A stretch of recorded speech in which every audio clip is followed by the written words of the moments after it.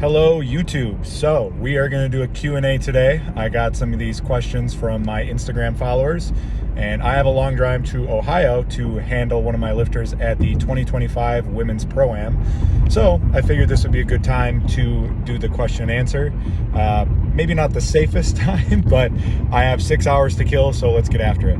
The first question is about basically nutrient timing, nutritional periodization throughout the year and as it pertains to powerlifting. Basically, when should you cut? When should you bulk? Is there a specific time? Do you want to do it during meet prep?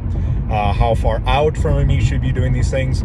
And the way I look at it is the farther out from a meet we are, the more we can manipulate our body weight and do some sort of recomposition, whether that's cutting, bulking, things like that. And then as we get closer to a meet, what we generally want to do is maintain our body weight.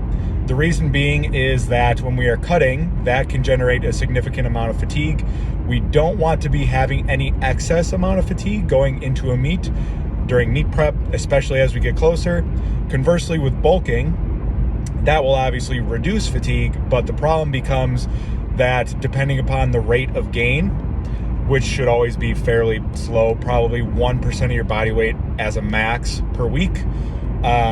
The problem with that becomes your leverages are changing pretty, I don't want to say rapidly, but they're changing over time. And as we get closer to a meet, we want to have our leverages dialed in. We don't want to have to be changing or worrying about our setup, how our body's moving and things like that. So generally speaking, the farther we are out from a meet, the more we are going to chase those body composition goals aggressively. And the closer we get, I would say 12 weeks and closer to a meet, we're going to be most likely maintaining our body weight.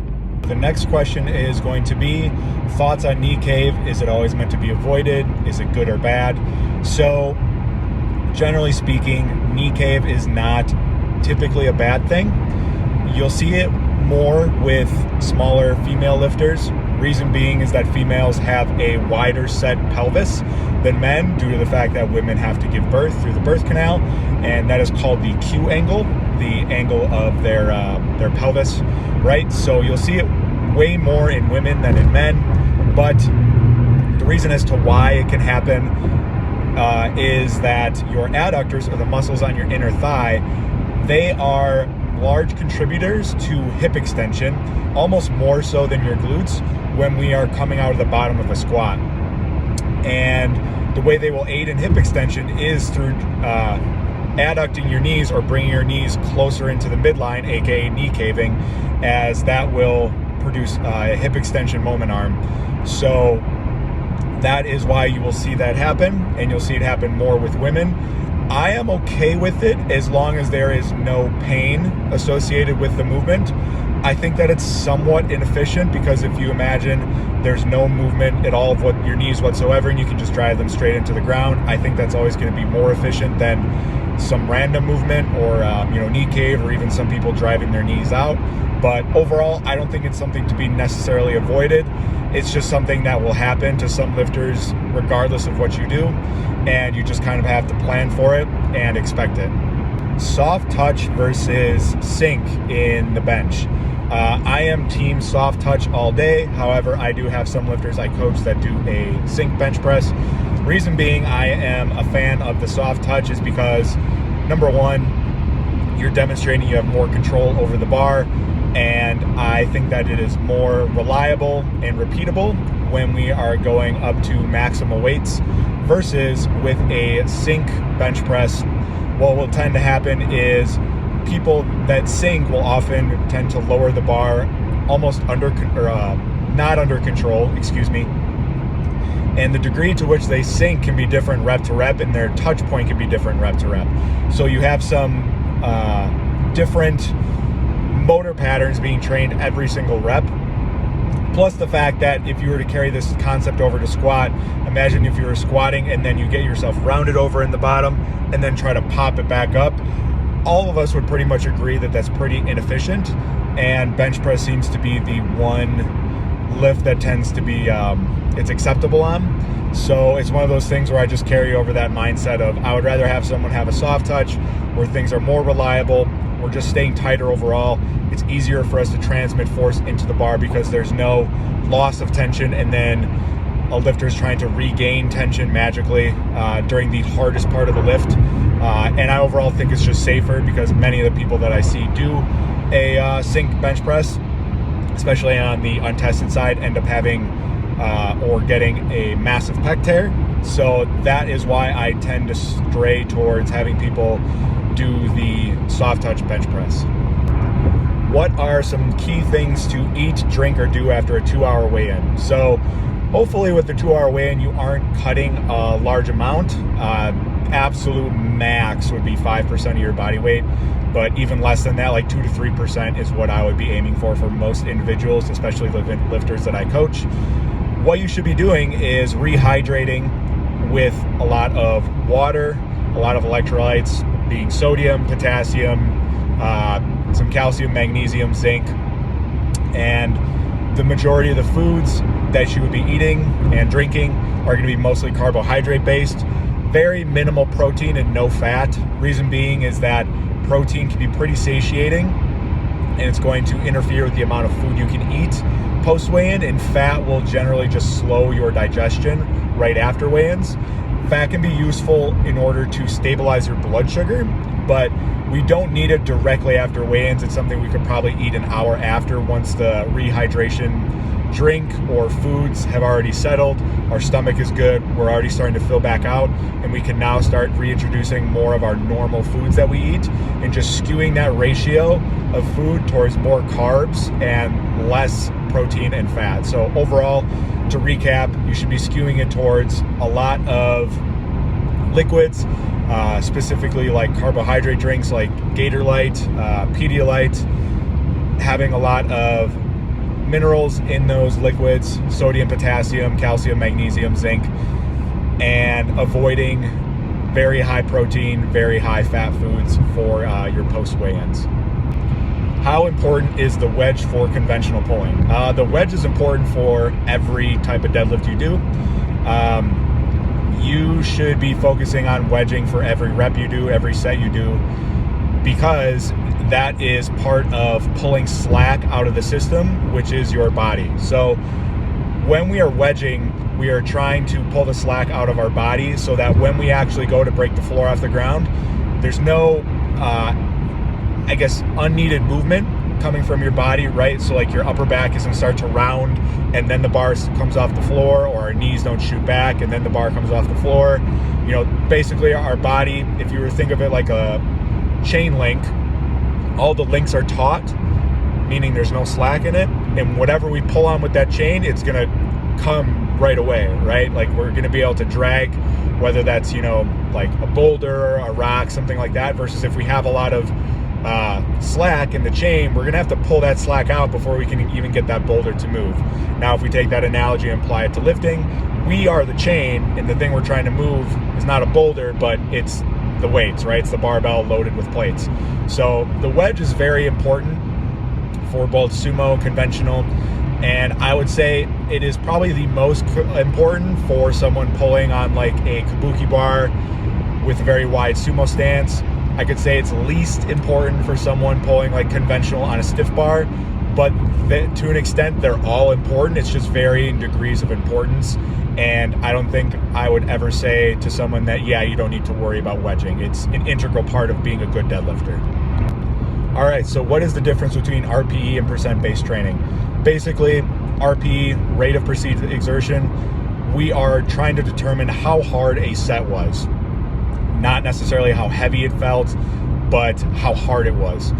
Percent-based training is just, like it sounds, a percent of your 1 rep max, and we are using that 1 rep max to determine the loads for the day. Now, some differences are that RPE allows for auto-regulation, meaning that if you come in feeling pretty smashed one day, you can, auto-regulate downward. You don't have to load up exactly what a percentage-based program would be indicating. So it allows you to, pull back a little bit, still get the work in, and not feel pressured to hit specific numbers. So what I tend to do for my lifters is I combine RPE and percent-based training to where I'll give a prescription, for example, like a squat, I'll give a prescription of 200 kilos for a triple, and then I'll say, or add an 8 RPE. The 200 kilos is like a load cap. I don't want them to exceed that. But let's say they come in and it's just not gonna happen, or it's gonna be too difficult. They'll use that 8 RPE as the guideline, and maybe they'll go to 190 kilos. Conversely, what'll happen is sometimes maybe things are feeling great, they'll go right up to that RPE, or excuse me, that load cap of 200 kilos, and they'll say, wow, I felt really good. That almost felt like a 5 RPE or 6 RPE. That's great. That means that we are ahead of plan. That means that we are feeling really good, and that we could potentially look at moving up our timetable in terms of like the goals we want to hit, or altering the end goal because things have been going really well with one of our lifts for squat, bench, and deadlift.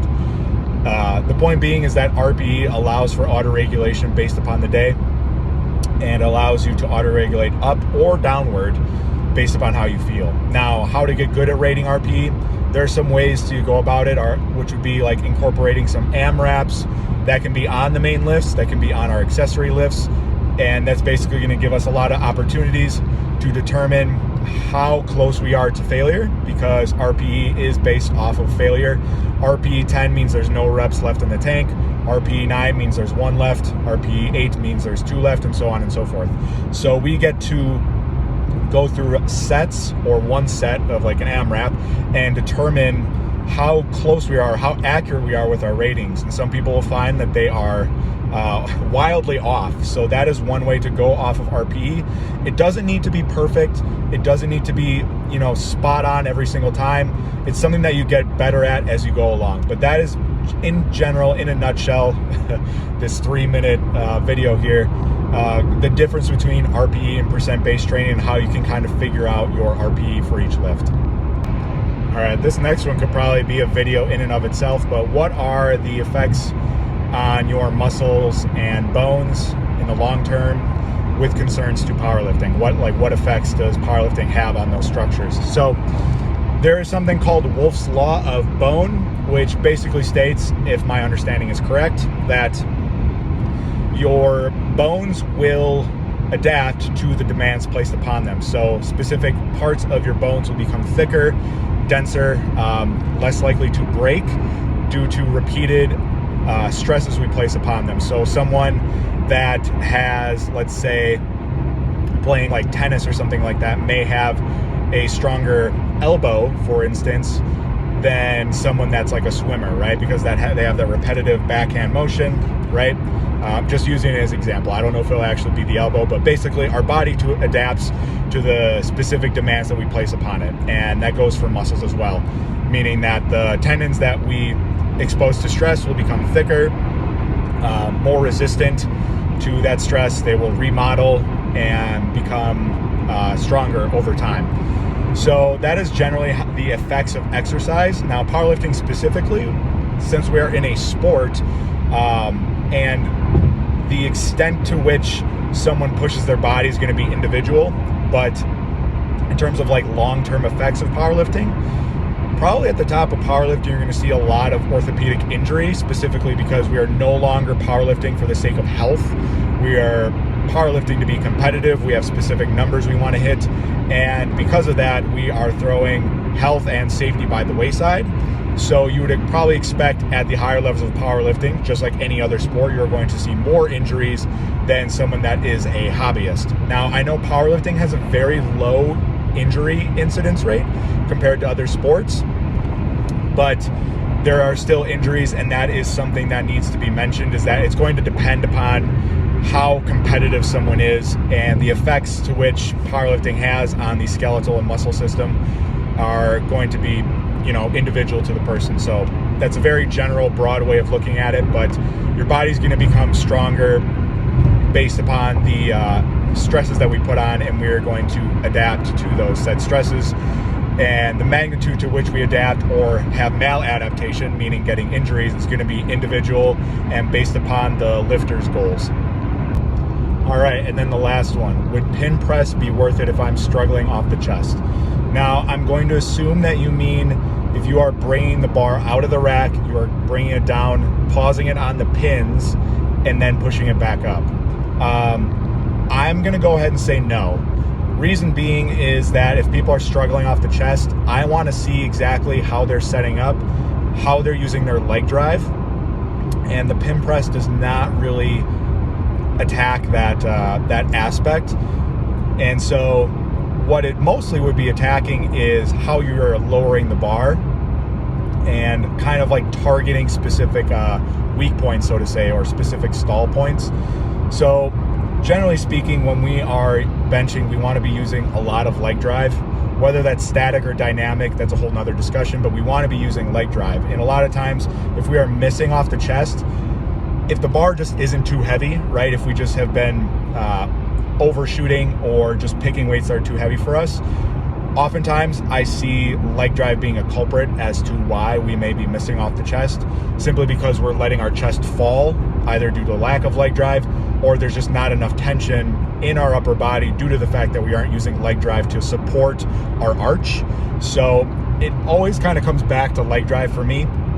And one of the main variations I like to use for that is a long pause tempo bench press, to where we can get really good at driving our legs the entire time for the bench, and we get used to lowering the bar under control as well as maintaining tension the entire time. So long story short, no, I would not be doing pin press. I would be doing like a long pause tempo bench for something like 3 sets of 1 or 3 sets of 3, and using that to get better at leg drive and generating, creating, and maintaining tension.